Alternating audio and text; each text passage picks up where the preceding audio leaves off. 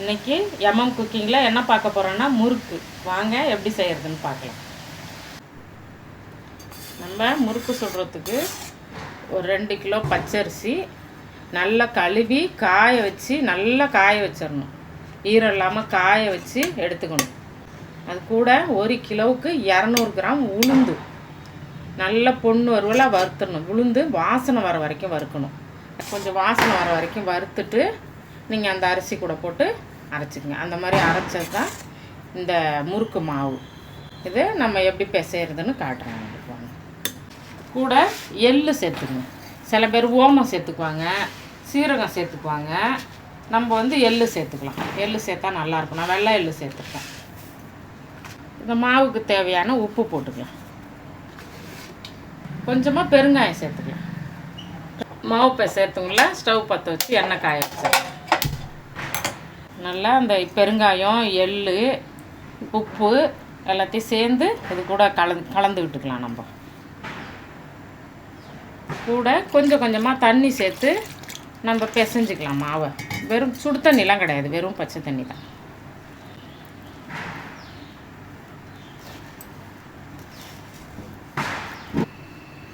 எல்லாம் கலந்துட்டு இப்படி தண்ணி ஊற்றி கொஞ்சமாக பிசைஞ்சதுக்கப்புறம் நம்ம ஒரு கரண்டி எண்ணெய் ஊற்றிக்கலாம். அதில் எண்ணெய் காய வச்சேன்ல, அதுக்கு தான் முன்னாடியே காய வச்சேன்.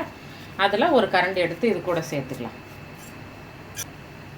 எண்ணெய், நெய், டால்டா எது போட்டாலும் நீங்கள் காய வச்சு நல்லா சூடு காட்டி ஊற்றி பிசைங்க மாவுக்கு.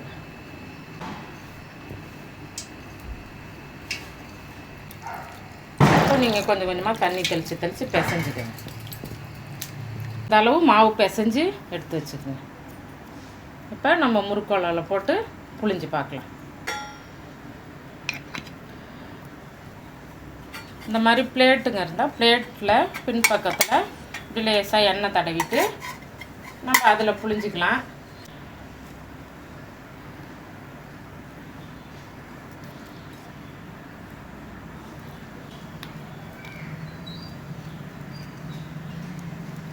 அப்படி புழிஞ்சிக்கோங்க. 2-3 பிளேட் வச்சு புழிஞ்சிக்கிட்டிங்கன்னா அப்படியே எடுத்து அப்படியே போட்டுடலாம். எண்ணெய் நல்லா சூடாகிடுச்சு. நம்ம ஒவ்வொரு முறுக்காக போட்டுக்கலாம்.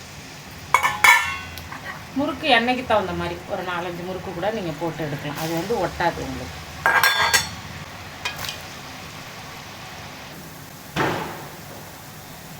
இப்போ அப்படி ஒன்றா திருப்பி விட்டுக்கோங்க. முறுக்கு நல்லா வெந்தோன்னா நல்லா திருப்பி விட்டுக்கோங்க. நம்ம முறுக்கு ரெடி ஆகிடுச்சு. பாருங்கள் எப்படி நல்லா எண்ணெயில் போட்டோன்னா அந்த எண்ணெயில் பொரியறதெல்லாம் நின்றுடுச்சு பாருங்கள். இப்போ நம்ம அந்த முறுக்கை எடுத்து வச்சிடலாம்.